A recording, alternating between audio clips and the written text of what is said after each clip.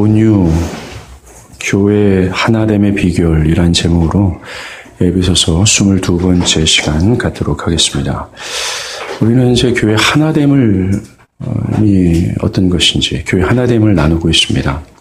이 교회 하나됨에 대한 가르침은요, 교회의 연합을 강조하기는 한편 한 가지 중요한 사실을 더해 줍니다. 바로 누가 교회된 진정한 신자인가 라는 것입니다. 누가 에베소서 1장에서 3장까지 말하는 그 창세전에 계획하신 모든 하나님의 경륜을 담아낸 신자인가? 누가 그리스도의 몸된 교회와 연합하여 교회와 하나가 된 진짜 신자인가? 라는 것을 가르쳐 준다는 것입니다. 여러분들이 정말 신자인지를 한번 보시길 바랍니다. 가장 먼저 그러므로가 말하고 있는 내용을 담고 있는 자들이 바로 신자입니다. 즉 에베소서 1장에서 3장까지의 내용을 담은 자라는 거예요. 첫 번째가 기독교가 말하는 이 교리를 동의한 자들입니다. 그리고 더 나아가야 됩니다. 그 교리를 동의할 뿐만 아니라 그 교리를 통해 성령으로 그 내면이 근본적으로 변화된 자들이에요. 옛 의지와 본성이 그리스도와 함께 묻혀버리고 그리스도를 위해서라면 죽음을 짊어질 정도까지 그 의지와 본성이 변화된 자들입니다. 그리고 자신 안에 그리스도와 더욱 존귀하게 되어지기를 갈망하는 자들이에요. 이렇게 기독교가 말하는 교리를 동의하고 그 교리로 말미암아 그 영혼 안에 근본적으로 그 영혼이 변화된 자들, 그리고 그리스도가 내 안에 더욱더 존귀하게 되어지는 것을 갈망하는 영혼을 신자, 지옥 가지 않는 믿는 자라고 얘기하는 겁니다. 그리고 바울은 이 진정한 신자가 누구인지를 여기서 끝내지 않습니다. 더 나아갑니다. 그것을 1절 중반부가 말해요. 1절 중반부에 너희가 부르심을 받은 일에 합당하게 행하여 라고 말하는 것처럼 이 부르심, 즉 뭐예요? 구원 아니겠습니까? 구원받은 자들 안에 나타나는 열매가 있는 자요. 또한 그들이 당연히 행하는 것을 행하는 자가 신자라는 겁니다. 이 말이 뭡니까? 만약에 어떤 사람이 에베소서 1장과 3장까지 말하는 구원이 담아졌다면 그에게는 어떤 합당한 열매가 나타나게 돼 있다는 거예요. 또 나타나고 행해지는 어떤 것이 있다는 거 얘기합니다. 없으면 아니라는 거예요. 그 합당하게 나타나고 당연히 행해져야 되는 것이 곧 성령이 하나 된 것을 힘써 지키는 것입니다. 교회가 하나 되는 것을 힘써 지키는 것, 이것이 지옥의 형벌에서 하나님의 은혜로 뽑혀 진정한 교회가 된 신자들이라고 설명을 하는 것입니다. 교회를 사랑하고 교회 하나됨을 위해 수고하고 시간을 내려놓고 희생하는 것이 부르심을 받은 자들의 당연한 일이라고 얘기합니다. 이렇게 그러므로가 담고 있는 교리적 믿음을 담을 뿐만 아니라 그 믿음을 가진 자로서의 합당한 열매를 보이는 자들, 이것을 신자라고 얘기를 하는 거죠. 나는 예수님을 믿어요. 예수가 죽고 3일 만에 부활하셨습니다. 그분이 나의 구주입니다. 라는 기독교의 전반적인 교리를 동의할 뿐만 아니라 그 동의로 말미암아 어떻게 되는 거예요? 그 내면이 전반적으로 뒤집어 갈아엎음을 당한 자들이에요. 그리고 삶에서 그 열매가 나오는 자들, 이것을 신자라고 얘기하는 겁니다. 그들이 바로 그리스도의 몸된 교회와 연합한 자들, 그들이 바로 하늘의 모든 신령한 복을 우리에게 주시고자 하는 하나님의 경륜을 담아낸 자들, 신자, 교회라고 얘기합니다. 바울은 그것을 더 디테일하게 얘기합니다. 신자들에게 나타나는 첫 번째 열매를 성령의 개입하심으로만 생겨질 수 있는 신적 성품을 강조해요. 하나님의 말씀으로 변화된 성품을 말한다는 겁니다. 그것을 대표적인 것이 우리 지난 시간 나눴습니다. 뭡니까? 바로 겸손이에요. 겸손은 신자들에게 나타나는 필연적인 열매입니다. 신자들이 합당하게 행해야 될 덕목이라는 거예요. 또한 그것이 교회 하나됨을 유지할 수 있는 힘이요 근간이 된다는 것입니다. 어떤 외적인 조직이나 오랜 시간이나 단합이나 외적인 수고가 교회 연합을 만들어내는 것이 아니라고 말씀드렸습니다. 예, 맞습니다. 교회의 연합, 하나됨을 만들어내고 유지하는 것은 바로 이 신적 성품, 겸손이라는 거예요. 진정한 신자들에게 나타나는 열매, 그 겸손으로 말미암아 교회가 하나 된다라고 얘기합니다. 기독교의 겸손은 인간의 수고나 득도를 통해서 함양되는 것이 아니라고 말씀드렸습니다. 겸손은, 기독교 말하는 이 참된 겸손은 그리스도의 죽으심을 성령을 통해 진짜로 인식한 자들, 그리스도께서 십자가에서 갈기갈기 찢겨 죽으면서 낮아지면 낮아지기까지 했던 그 그리스도의 낮아지심을 진정으로 이 성령으로 깨닫고 그것을 인식하고 그것을 담아낸 자들을 통해서 나타난다는 겁니다. 겸손이 말이죠. 십자가를 묵상하고 바라볼 때 우리는 낮아질 수 있어요. 이 로이드 존스 목사님이요, 겸손해질 수 있는 가장 확실한 방법을 이렇게 말합니다. 나를 땅바닥에 엎드리게 하고 나를 먼지처럼 낮추게 만드는 유일한 것이 있다면 그것은 오직 하나님의 아들을 보는 것이다. 특히 그분의 십자가를 묵상하는 것이다. 다른 것은 그 무엇도 할 수 없다. 내가 죄인이라는 사실을 알게 된 순간 오직 십자가에 달린 하나님 외에는 그 무엇도 나를 구원할 수 없다. 나는 먼지처럼 낮아지련다. 그와 같은 겸손한 마음을 갖게 하는 것은 오직 십자가밖에 없다. 그리고 겸손은 성령으로 자신의 진정한 모습을 발견하는 사람 있잖아요. 내 진정한 모습이 어떠한 것인지를 깨닫는 거듭난 신자들에게 나타난다는 겁니다. 그게 겸손이에요. 자신 안에 어떤 의도, 선도 없는 나는 그저 죽을 죄인일 뿐이구나 라는 것을 깨달은 참된 신자들 안에 겸손이 나타난다는 거예요.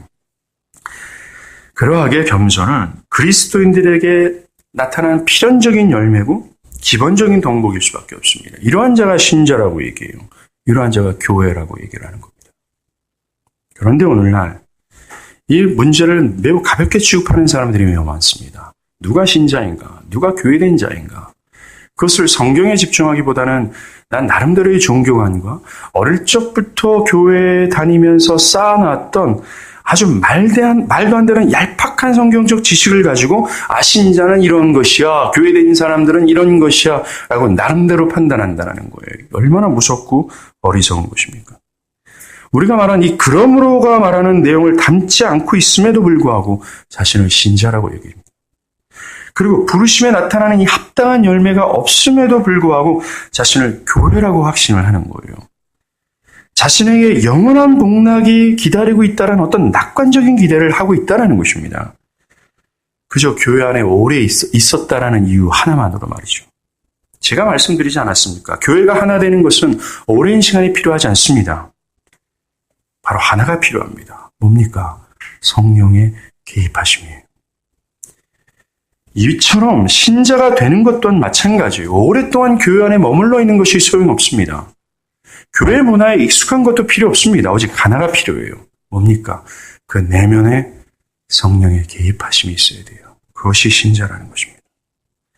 그런데 오늘날 자신이 교회 안에 있다는 이유로 자신을 신자로 여기는 사람들이 얼마나 많습니까? 한심스러운 거예요. 신자로서 마땅히 나타나야 될 이 열매, 우리가 말하는 교회의 하나됨을 힘써 지키는 것, 겸손, 또 오늘 얘기하는 온유, 이런 열매가 없음에도 불구하고 그들은 스스로를 확신하고 있다는 것입니다. 예수님은 이렇게 말씀하세요. 나무는 각각 그 열매로 한다라고 얘기합니다. 가시나무에서 무화과를 따지 못하고 찔레나무에서 포도열매를 따지 못한다라고 얘기합니다. 만약에 여러분들이 성령께서 심으신 의의 나무라면 여러분들의 일상의 삶에서 어떤 삶의 행태나 말과 행동과 여러분의 모든 의식에서는 의의 열매가 나타날 수밖에 없어요. 그러나 주님 말씀하십니다. 만약에 열매를 맺지 못하게 된다면 도끼로 치고 불에 던질 것이라고 얘기를 합니다. 그런데 없음에도 불구하고 오늘날의 사람들은 아니야 나는 신자야 라고 고집합니다. 없음에도 불구하고 전혀 두려움이 없다라는 겁니다. 자신의 영혼에 성령의 흔적도 없고 자신의 일상의 삶에 의해 열매가 없음에도 불구하고 두려움이 없어요. 그저 허송세월을 보낼 뿐입니다. 그냥 일상의 삶에서 한두 시간을 그냥 허송세월을 보낼 뿐이라는 거예요. 교회를 다녀도 그저 종교생활에, 형식적인 종교생활에 머물러 있습니다. 자신 앞에 있는 영원한 지옥의 형벌이 있음에도 불구하고 두려워하지도 않고 피하려 하지 않는 거예요. 예, 성경이 맞습니다. 하나님의 진노가 불의를 행하는 자들에게 나타났음에도 불구하고 그 사람들은 죄악에서 돌이킬 생각을 하지 않는다라고 얘기해요. 맞아요. 우리는 두려워해야 합니다. 내가 정말 교회된 자인가? 그리스도의 몸된 교회와 하나된 자인가를 우리는 두려워하며 면밀히 나를 성찰하는 이 수고를 우리는 멈춰서는 안 된다라는 겁니다. 오늘 나눌 이 온유함도 부르심을 받은 자들에게 나타나는 열매며 어떤 부르심을 받은 자들이 합당하게 행해야 될 덕목입니다. 이것 또한 교회 연합의 비결이 돼요. 오늘도 바울은 교회 하나됨을 말하면서 우리에게 요청합니다. 온유하라고 요청해요. 이 온유함이, 이 성령으로 만들어진 이 신적 성품이 교회 하나됨을 유지할 수 있는 근간이요 힘이 된다는 것입니다. 온유함에 대해서 한번 볼게요. 온유함이란 겉으로 착하고 부드럽게 다른 사람을 대하는 것만을 의미하는 것이 아닙니다. 뭔가 따뜻하고, 여러분들 생긴 게 온유하게 생긴 사람들 있잖아요. 하지만 타고난 것이 온유하게 생기지 않는 이 불행한 사람들도 있습니다. 그 사람의 얼굴을 보면 온유해 보이지가 않아요. 어떤 겉으로 드러나는 부드러운 말과 행동을 성경에서는 온유함이라고 얘기하지는 않습니다. 성경은 더 깊은 것을 말해요. 성경에서 말하는 온유함이란 자기 자신이 하나님으로부터 말미암았음을 아는 겸허함에서 발언하여 다른 사람을 겸손하게 섬기는 것, 이것을 온유함이라고 말합니다. 하나님께서 나를 만들기 전에 나는 먼지에 불과한 인간이었구나 라는 거예요. 하나님 앞에서 전혀 가치 없고 하나님이 나를 존귀하게 여기면 안 되는 그런 존재였구나. 그런데 이 먼지 같은 나에게 하나님이 은혜를 베푸셔서 지금 내가 존재하게 됐구나 라는 자기 자신에 대한 정확한 자아의식을 갖고 있는 거예요. 그것이 근본이 되는 겁니다. 이런 자아의식을 누가 가지고 있습니까? 제가 여러 차례 말씀드렸죠. 내가 아무것도 아니구나라고 이런 자아의식을 누가 갖고 있어요? 바로 교회입니다. 그렇죠? 고린도전서 1장 26절에서 28절. 형제들아 너희를 부르심을 보라. 육체를 따라 지혜로운 자가 많지 아니하며 능한 자가 많지 아니하며 문벌 좋은 자가 많지 아니하도다라고 합니다. 바울은 교회를 향해서 지금 이렇게 얘기하고 있어요. 교회를 향해서 야 너희들이 지혜로운 자가 없고 능한 자가 없고 문벌 좋은 자가 없다라고 얘기합니다. 그러나 하나님께서 세상에 미련한 것을 택하사 지혜 있는 자들을 부끄럽게 하셨다라고 얘기해요. 하나님이 택한 자들이 누구라고 얘기해요? 미련한 것들이라고 얘기합니다. 또 세상에 약한 것들을 택하사 강한 것을 부끄럽게 하시려며 또 하나님께서 세상에 천한 것들과 멸시받는 것들과 없는 것들을 택하사 있는 것들을 패하시려 하시나니 이는 아무 육체도 하나님 앞에서 자랑하는 존재가 자랑하지 못하게 하라 하심이라라고 얘기합니다. 즉 교회는 자기 자신을 천하고 미련하고 멸시받고 자랑하지 못할 존재구나 라는 자아식을 갖고 있는 거예요. 교회는. 뭐라고 얘기합니까? 하나님의 교회되게 하신 이는 아무 육체도 하나님 앞에서 자랑치 못하게 하려 하십니다라고 얘기해요. 교회가 된 이상 우리는 내가 먼지라는 자아의식을 가질 뿐만 아니라 내가 아무것도 자랑할 수 없는 그런 존재구나 라고 의식해요. 왜? 하나님이 그렇게 만드셨기 때문입니다. 이것이 교회예요. 그리고 이런 내가 하나님의 은혜로 살았구나. 내가 하나님의 그 그리스도의 피 묻은 십자가로 내가 생명을 가질 수 있었구나 라고 하는 이 겸허함이 그 가운데 있다라는 겁니다. 그래서 모든 사람들 앞에서 일말의 우월의식을 갖지 않고 자신보다 못한 자들에게 친절과 겸손으로 대하는 거예요. 먼지가 뭘 주장할 수 있겠습니까? 이렇게 자기 연약함과 자기 무능의 깨달음의 결과가 온유입니다. 자기 부정의 열매가 온유라는 거예요. 그래서 모든 삶에 있어서 자기를 부인하고 모든 사람 앞에서 친절하고 부드럽게 대하는 거예요. 겸허해진 자아의식에서 발언하여 나오는 모든 것들, 이 온유라는 겁니다. 겸손한 자세, 따뜻한 말, 상냥한 것, 남을 생각해서 말하는 것, 이 모든 것이 온유함이라는 거죠. 더 들어가 볼게요. 히브리 말로 온유는 아나우라고 합니다. 이 뜻은 비천하고 억압된 노예 상태를 의미하는 거예요. 노예가 자기를 주장하지 않고 자신의 모든 것을 굴복시켜 주인의 말에 온전히 순종하는 상태 있잖아요. 이것을 온유라고 얘기하는 겁니다. 이처럼 성경이 말하는 온유란 자기를 하나님의 비천한 종으로 여기며 내 안에 있는 내가 없어지고 나를 주장하지 못하는 하나님의 순전한 종이 되어 하나님의 말씀을 기꺼이 따르고자 하는 상태가 되는 거예요. 완전히 부드러운 상태 있잖아요. 강팍함이란 찾아볼 수 없는 상태, 자기 고집이라는 것, 자기 주장이라는 것을 찾아볼 수 없는 상태, 이것이 온유함이라는 겁니다. 이처럼 온유함은 하나님 앞에서 자신이 어떤 존재인가를 깨달은 거예요. 이것이 먼저입니다. 먼저 이것이 있어야 돼요. 확실히 있어야 됩니다. 이것이 없으면 참된 온유함을 발휘할 수 없어요. 불가능합니다. 하나님 앞에서 자신이 어떤 존재인가를 깨닫는 것, 이것이 선행되는 겁니다. 어떻게 말입니까? 어떻게 나의 내면이 그런 온유한 상태가 될 수 있을까요? 이것도 성령의 개입하심이 있어야 됩니다. 여러분들, 우리가 에베소서를 계속 읽고 있는데요. 지금 에베소서 1장 19절부터 계속 이어지는 내용들이 있잖아요. 우리가 허물과 죄 가운데 살아나는 것, 또 우리가 교회가 되는 것, 또한 지금 교회가 하나 되어지는 모든 근간의 흐름에는, 이 모든 가장 맨 밑바닥에는 뭐가 흘러가는 줄 아십니까? 에베소서 1장 19절에서 얘기하는 믿는 우리에게 베푸신 능력의 지극히 크심, 이것이에요. 하나님의 탁월한 힘이 계속 흘러가고 있습니다. 그러니까 기독교는 말입니다. 인간에서 발현되는 그 무엇이 없어요. 기독교는 모두가 다 위로부터 내리는 권능으로 말미암아 되어지는 겁니다. 에베소서는 이걸 강조하고 있어요. 그게 기독교입니다. 우리의 내면이 온유한 상태가 되기 위한 것도 바로 위로부터 내리는 능력, 성령의 개입하심이 필요하다는 거죠. 내 안에 있는 이 혈과 육이라는 탁월한 본성이 있습니다.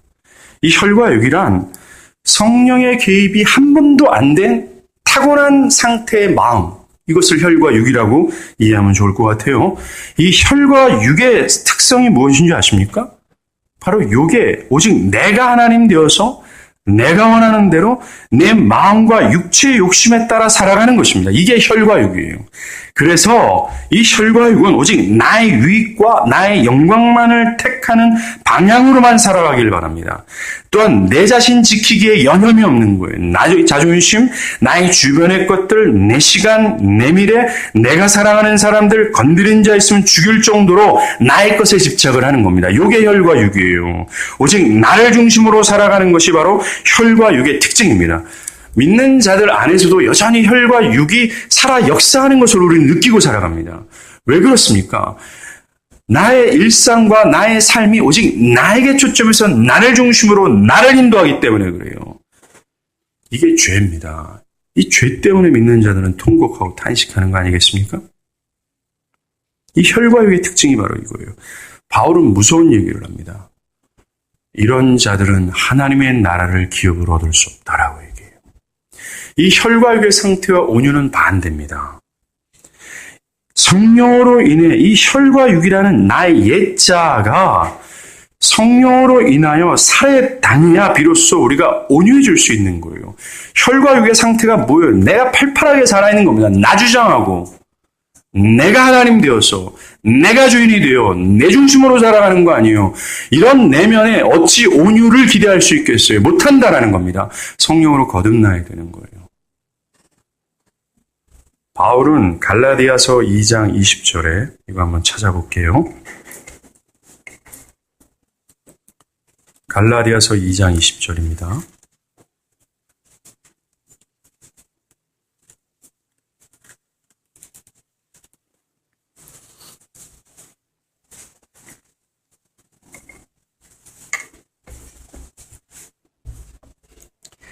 함께 읽어보겠습니다. 내가 그리스도와 함께 십자가에 못 박혔나니 그런즉 이제는 내가 사는 것이 아니요 오직 내 안에 그리스도께서 사시는 것이라. 나를 사랑하사 자기 자신을 버리신 하나님의 아들을 믿는 믿음 안에서 사는 것이라. 사도 바울이 뭐라고 얘기합니까? 나 자신이 십자가에 못 박혀 없다라고 고백해요. 나의 옛 본수, 나의 옛 본성 의지가 십자가의 그리스도와 함께 죽었다라고 얘기합니다. 그러면서 그것의 결과로서 나타나는 삶이 무엇인지를 후반부에서 얘기해요. 뭡니까? 나를 사랑하사 나를 위하여 자기 자신을 버리신 예수를 믿는 믿음 안에서 사는 것이라고 얘기합니다. 믿음 안에서 산다라는 게 뭔지 아십니까? 바로 참된 자아의식을 가지고 반복해서 자기를 부정하며 그리스도께 복종하는 삶을 사는 거예요. 이것이 온유 아니겠어요? 뭡니까? 자신이 노예라는 사실을 분명히 깨닫고 자신이 하나님으로부터 말미암았다라는 사실을 깨닫고 내 안에는 내가 없는 거예요. 그것은 나를 주장하지 않고 온전히 하나님께 복종하여 하나님의 말씀을 순종하려고 하는 자세. 그것이 믿음의 삶 아니겠습니까? 이것이 그리스도와 함께 연합하여 십자가로 죽은 자의 삶의 모습, 신자의 모습이라는 것입니다. 신자는 자신의 시간, 자신의 내면, 자신의 미래를 임의대로 살아가지 않아요. 여러분들의 삶의 시간들을 한번 여러분들 생각해 보십시오. 여러분들의 모든 시간이 하나님의 영광에 포커스되어 있습니까? 아니면 여러분들의 육체와 마음의 욕심을 따라 살아가고자 하도록 여러분들의 시간을 여러분들의 임의대로 운행하고 있습니까? 여러분들, 저는 그저 뛰어난 신자가 되어라 라고 말씀드리는 것이 아닙니다. 여러분들에게 생명을 취하라고 말씀을 드리고 있는 거예요. 지옥 가지 말고 천국 가라는 얘기입니다.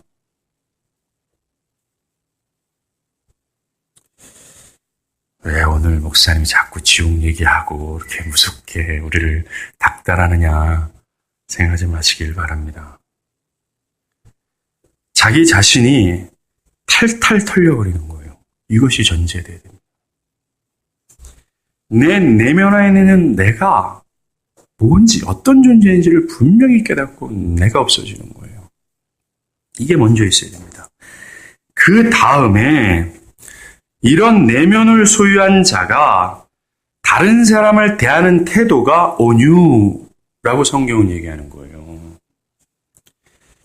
혈과 육이라는 옛 본성과 자아가 죽어서 온유해진 내면이 있어요. 내가 없는 겁니다. 그죠? 마치 노예가 주인 앞에 선 그 모습처럼 되어지는 이 내면은 삶의 다양한 형태로 드러날 수밖에 없습니다. 다른 사람들과의 대화나 관계 속에서 드러나게 되어 있어요. 나의 내면은 어떤 사람과의 대화를 통해서 어떤 사람을 대하는 태도에서 내 내면에 겸손해진 것은 드러날 수밖에 없다는 것입니다. 어떤 겸손한 말투, 상냥함, 낮아져서 섬기는 것, 자기를 부정하는 말, 다른 사람의 감정을 생각하며 말하는 것, 다른 사람을 위하는 것 등등의 형태로 드러나게 된다는 거예요. 어떤 거만한 자세나 사무적인 말투가 있지 않게 된다는 것입니다. 사랑하는 여러분, 우리의 삶의 모든 행동들 있잖아요. 행동들을 선택하고 결정하고 모든 것을 대하는 모든 것의 이 컨트롤 타워가 어디 있어요? 우리 마음에 있습니다. 이것이 근본적으로 변화된다면 우리 마음에 따라 움직이거든요. 이것이 변화됐다면 분명히 우리의 행동에서는 그것이 드러날 수밖에 없어요. 가정에서는 부부와의 대화 속에서 온유함이 드러납니다. 부모와 자녀들 간의 관계 속에서도 온유는 드러납니다. 직장에서 동료나 부하 직원에게 또는 학교에서 친구에게나 또 모르는 사람들에게도 이것이 적용되는 거예요. 그리고 함께 교회된 지체들에게 과의 어떤 관계, 대화를 통해서 우리 내면의 온유는 흘러갈 수밖에 없는 거예요. 그냥 틱틱 말하지 않는다라는 것입니다. 아무 생각 없이 말하지 않는다는 것입니다. 그들의 편에 서서 그들의 상황을 이해하며 그들의 마음을 생각하며 그들에게 권면하고 그들을 대하는 거죠. 우리 내면의 겸손함은 우리의 겸손한 자세로 표출될 수밖에 없음을 기억하시길 바랍니다. 마치 물잔이 있어요. 이 컵에 물이 가득 있습니다. 툭 치면 뭐가 튀어납니까? 물이 튀어나오는 거죠. 우리 안에 넘치는 겸손함은 온유라는 것을 통해서 드러날 수밖에 없다는 것입니다. 성령으로 혈과 육이 살해당한 자들, 필연적인 열매가 온유예요. 신자들에게 나오는 필연적인 열매가 온유가 될 수밖에 없습니다. 그런데 자신을 신자라고 하는 자가, 즉 온유한 자라고 말하는 신자가 다른 사람을 정죄할 수 있겠습니까? 교회 안에 얼마나 많은 사람들이 다른 사람을 정죄하고 있습니까? 일명 뒷담화가 될 수 있죠. 그들은 바리새인처럼 자신에게는 관대하며 다른 사람들에게는 매우 엄격한 잣대를 들이댑니다. 자신은 가난하지 않으면서 여전히 부와 명예를 사랑하고 있으면서 다른 사람들에게 가난하게 살아야 될 것을 강조하죠. 여러분들 안에 그런 분들이 있지 않기를 바랍니다. 목회자나 선교사에게 특별히 정말 전적으로 자신의 생을 다해서 하나님의 복음을 전하는 전도자들의 삶을 그냥 그들은 다 가난해야 돼 라고는 명제를 갖고 있습니까? 저는 그런 사람들을 참으로 많이 봤습니다. 그런 사람들이 교회에 있으면 목회자는 죽습니다. 그들은 목회자가 이 스테인리스 안경을 쓰는 것을 원하지 않아요. 뭔가 스테인리스 안경이 부러져서 테이프로 칭칭 감아서 안경을 쓰고 다니면 은혜로운 목회자로 바라봅니다. 저는 여러 번 살해당했습니다. 그런 어리석은 의식을 갖지 마십시오. 이것도 바로 정죄입니다. 자신은 여전히 부와 명예를 사랑함에도 불구하고 다른 사람들에게는 가난함을 요구하는 것, 엄격한 잣대를 요구하는 것이요. 아직 신앙이 어린 자들에 대해서도 매우 높은 수준의 신앙적 행위를 구합니다. 매우 큰 자비가 필요한 자들에게 엄격하게 대하는 거죠. 그들은 매우 율법적이어서 사람들의 비종교적 행위에 대해서 많은 관심을 가지고 자기의 종교적 관점으로 그들을 판단하고 정죄하는 거죠. 그들은 어떤 우월의식을 가지고 있는 겁니다. 많은 경우에 그들이 하는 말들이 틀린 말이 없습니다. 매우 맞고 합당합니다. 예스!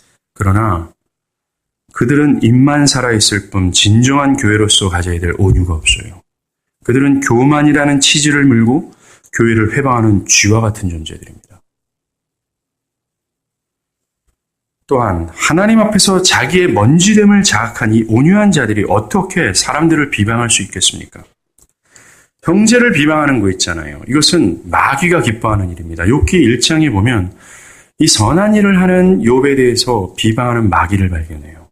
하나님, 욥이 어찌 하나님을 경외하리까 하면서 마귀는 욥의 선행을 비방하는 겁니다. 이처럼 다른 사람들의 선한 행위를 비방하는 것, 이것은 마귀적 행위요, 마귀가 기뻐하는 일이에요. 안타까운 것은 다른 사람을 비방하는 것을 즐기는 사람들이 있습니다.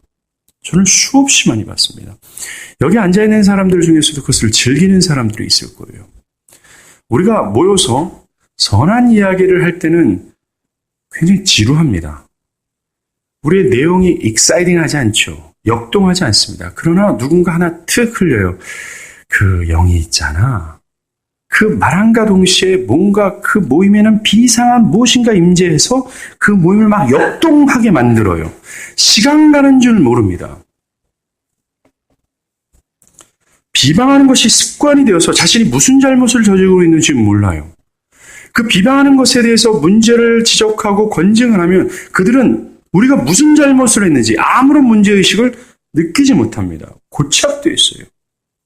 어떤 경우에 이들은 서로 무리를 지어서 비방하는 것을 즐깁니다. 예, 교회 안에 분명히 있습니다. 우리 안에 있는지 모르겠지만 앞으로 있을 겁니다. 이들은 입에 메가폰을 들고 시끄럽게 떠드는 야채 장수와 같이 교회를 소란스럽게 만드는 존재에 불과해요. 사랑하는 여러분들, 여러분들의 부부의 대화 속에서, 또 자녀와의 대화 속에서, 친구들과의 대화 속에서, 또 한 교회된 지체들의 대화 속에서 비방과 정죄가 있다면 그 자리를 빨리 피하십시오. 거기는 지옥불이 타오르는 그런 현장이라는 사실을 기억하시고 도망가십시오. 또한 자신이 하나님 앞에서 먼지됨을 자학한 이들이 어떻게 교만한 말을 하며 다른 사람들을 업신여기는 말을 할 수 있겠어요? 이들은 자신에 대해서 매우 우월감을 가지고 있습니다. 자신의 종교적 행위와 삶을 매우 높이 평가합니다. 근데 대부분 이렇게 교만한 자세와 또 다른 사람을 업신여기를 말하는 사람들을 삶을 보면 말입니다. 그래 종교적인 열심이 없습니다. 굉장히 형식적이죠. 그들 안에 열렬한 신앙은 찾아볼 수 없어요. 매우 무미건조한 신앙생활을 하는 사람입니다. 이런 사람들일수록 교만하며 어떤 업신여긴 말을 하죠. 그래서 이들은 자신의 삶의 수준에 도달하지 않거나 신앙적으로 미성숙한 사람들을 업신여기까지 하는 거예요. 또 매사의 말투가 교만한 말투를 가지고 있어요. 마치 쥐가 왕인 것처럼 말하는 사람들이 있습니다. 또는 다른 사람들을 그렇게 대하는 것이 있죠. 매우 교만합니다. 겸손함이란 찾아볼 수 없어요. 이런 자들이 교회에 있다는 것입니다. 그러나 성경에서는 이들을 결코 교회라고 말하지 않습니다. 왜냐하면 이들은 교회를 해하는 아말렉과 같은 존재이기 때문에 그래요. 이들은 쥐와 같아서 조용하고 보이지 않게 교회의 기둥을 갉아먹습니다. 결국 소란하게 해서 교회를 무너뜨리고 말기 때문에 그렇습니다.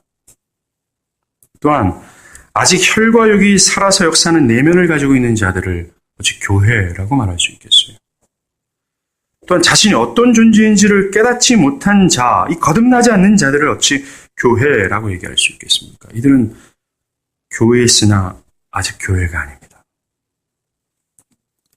진정한 교회는 온유함으로 사람들을 대합니다.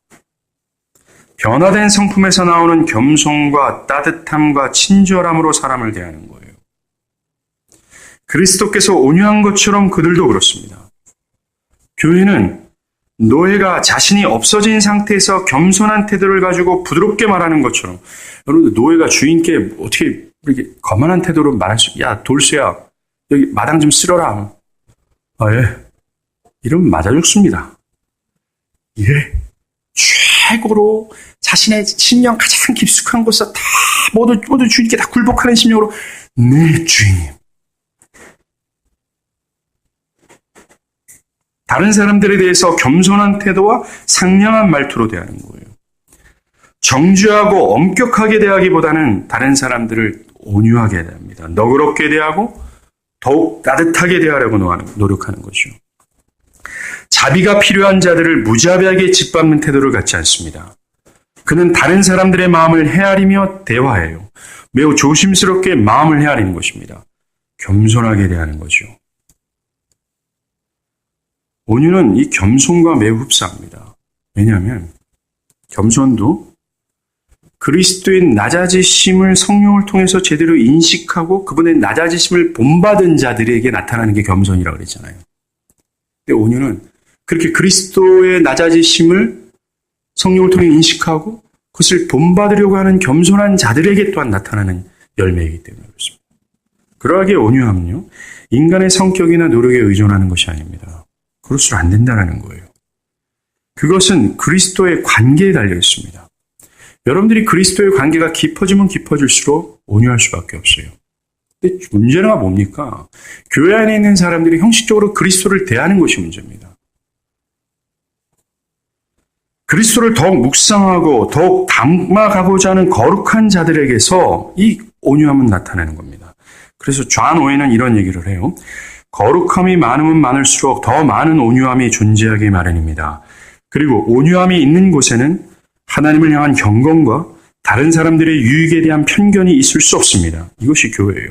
그리스도 안에 있는 완벽한 거룩의 기질과 함께 위대한 온유함도 존재한다는 겁니다. 우리가 그리스도를 더 많이 관계하면 관계할수록, 그리스도를 더 닮아가면 닮아갈수록, 우리가 더 거룩하면 더 거룩해질수록 증가되는 것이 온유라고 얘기하는 겁니다. 신자들의 온유함은 나의 노력과 부단한 득도가 아니에요. 그리스도를 묵상할 때입니다. 그분의 은혜를 알 때 더 발휘할 수 있게 되는 거예요. 내가 현재 교만하다면, 내 안에 온유함을 찾아보기가 참으로 힘들다면 그리스도를 바라보고 그리스도를 묵상하십시오. 십자가를 조용히 바라보십시오. 그러할 때 우리는 겸손해질 수 있고 온유해질 수 있어요. 찬송가 149장 가사가 뭡니까? 주 달려 죽은 십자가 우리가 생각할 때에 세상에 속한 모든 욕심을 버린다라고 얘기하지 않습니까?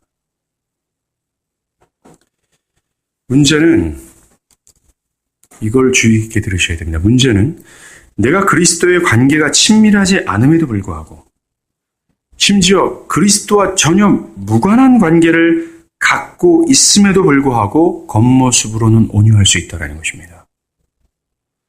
전혀 성령의 거듭남과 그리스도에 대한 믿음이 없어도 온유함으로 자신을 유정할 수 있다는 거예요. 온유함을 가질 수 있는 것처럼 보일 수 있으나 그것은 거짓입니다. 뛰어난 위장으로 자신의 교만을 감추고 있는 것뿐이에요. 다른 사람들에게 좋은 평을 듣고자 온유하죠. 다른 사람에게 덕망 있는 자로 인정받고자 사람들은 온유합니다. 어떤 우월감을 가지고서도 우리는 온유함을 가질 수 있어요. 이 미련한 것들 하면서 이 자잘한 것들을 향해서 괜히 온유하고 넉넉하게 보이는 거죠. 예, 그리스도와 성령의 개입함이 없어도 인간은 능히 온유함이라는 위장을 할 수 있어요. 그러나 하나님의 눈은 속일 수 없습니다. 아무리 겉사람이 온유한다 해도 그들의 내면은 절대로 온유하지 못합니다. 진정한 뿌리에 둔 어떤 진정한 뿌리, 하나님의 뿌리가 둔 온유함이 아니라면 그것은 위선에 불과하다는 거예요.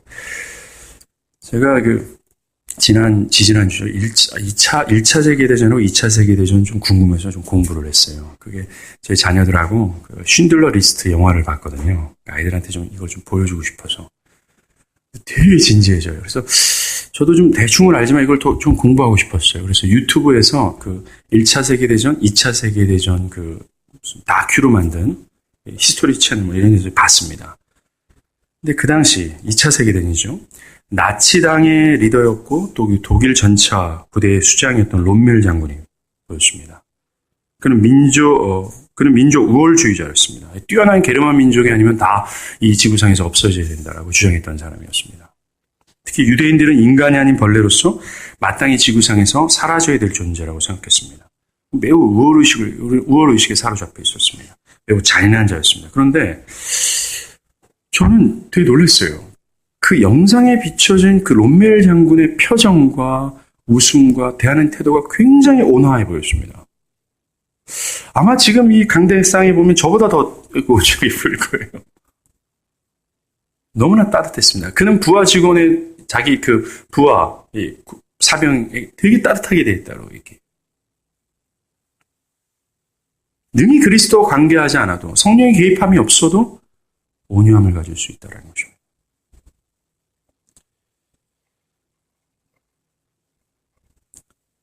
교회 분쟁의 원인, 우리는 온유함을 지금 교회 하나됨과 연결해서 보고 있어요.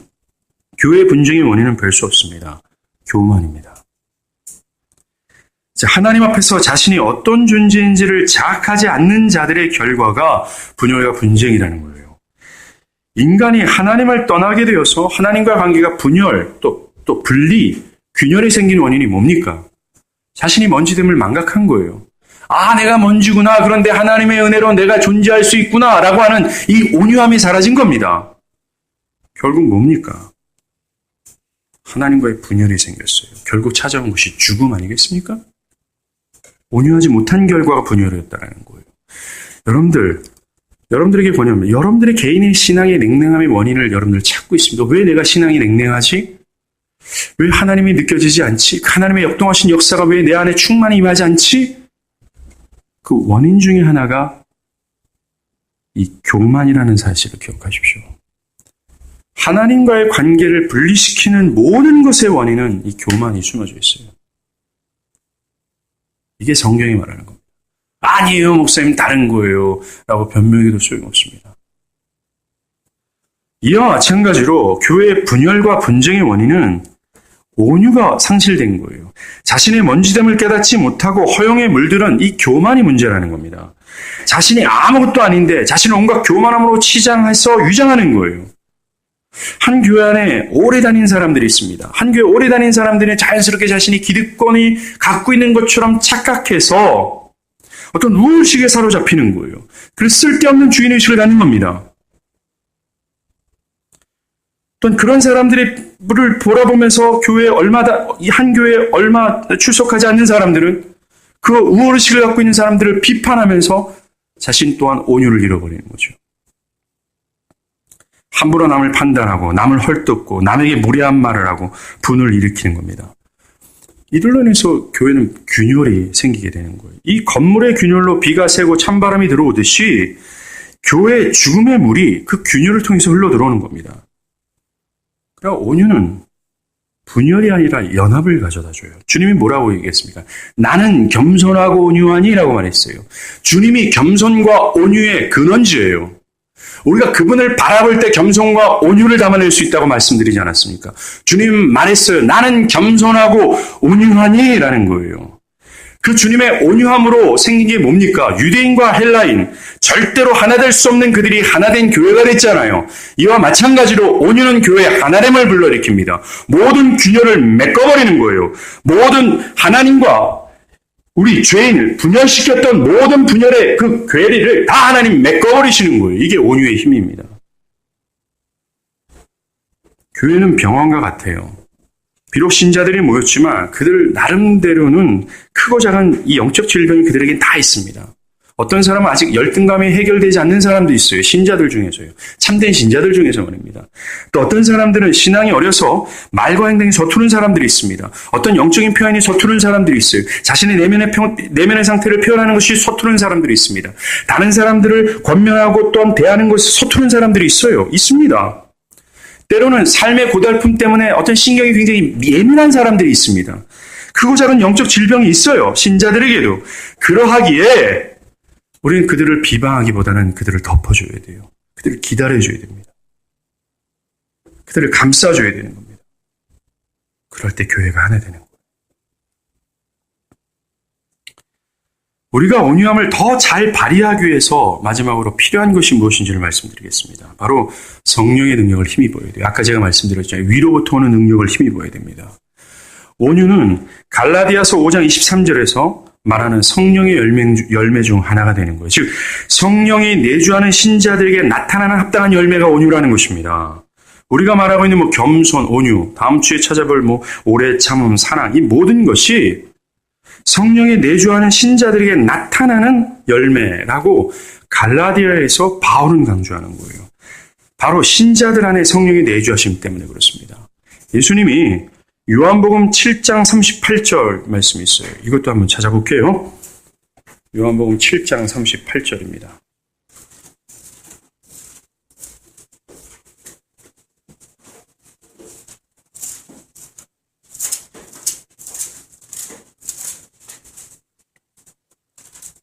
요한복음 7장 38절입니다. 38절과 39절 같이 읽겠습니다. 시작. 나를 믿는 자는 성경의 이름과 같이 그 배에서 생수의 강이 흘러나리라 하시니 이는 그를 믿는 자들이 받을 성령을 가리켜 말씀하신 것이라. 예수께서 아직 영광을 받지 아니하셨으므로 성령이 아직 그들에게 계시지 아니하시더라. 여기서 말하는 배가 뭡니까? 어떤 사람의 마음, 사람 생명의 근원지를 이 배라고 얘기해요. 히브리 사상에서는 이 배 안에 사람의 어떤 마음의 중심이 있다고 얘기합니다. 주님은 말씀하십니다. 그 배에서 생수의 강이 넘친다라고 말씀하시는 거예요. 어떤 그 사람의 마음, 세 사람의 근원지에서 넘친다고 해요. 뭘로? 성령의 내주하심으로 말미암아. 믿는 자들 안에 성령께서 내주하셔서 그들 안에 성령께서 흘리시는 어떤 생수의 강이 계속 넘쳐 흐른다.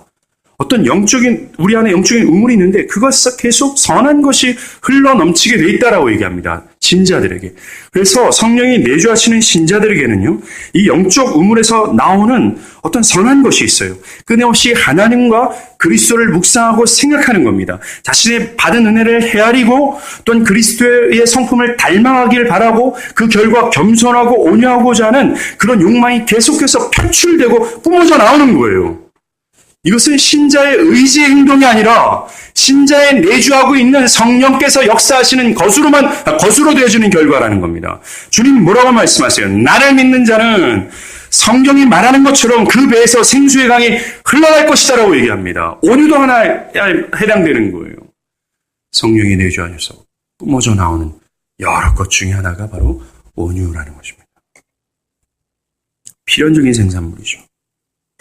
우리가 온유를 더 발휘하기 위해서 필요한 것이 바로 이 내 안에서 계속 그 영적인 우물에서 뿜어나오는 그 성령의 힘을 의지해야 되는 거예요. 성령의 도우심을 더욱 간구하는 겁니다. 성령으로 말미암아 내 자신을 더 깊이 알아가고 성령을 통해서 그리스도의 나 자신을 더욱더 받아내는 겁니다. 그것으로 말미암아 우리는 더 온유함을 발휘할 수 있게 되는 거예요. 성령을 힘입어야 된다는 이유가 뭡니까? 이 말의 전제는 우리가 실패할 수 있다는 것입니다. 예, 맞습니다. 우리가 온유하고자 하고 또 성령께서 이렇게 우물에서 온유를 뿜어내지만 우리 안에 잔재되어 있는 혈과 육은 계속해서 그것을 저항하고 내 교만으로 살아가기를 바란다는 거죠. 우리는 그래서 실패합니다. 그렇기 때문에 우리는 성령의 도우심을 구해야 돼요. 더 많이 실패할 수 있지만 그럼에도 불구하고 성령의 도우심을 간구하는 겁니다. 온유하십시오. 기도하시겠습니다.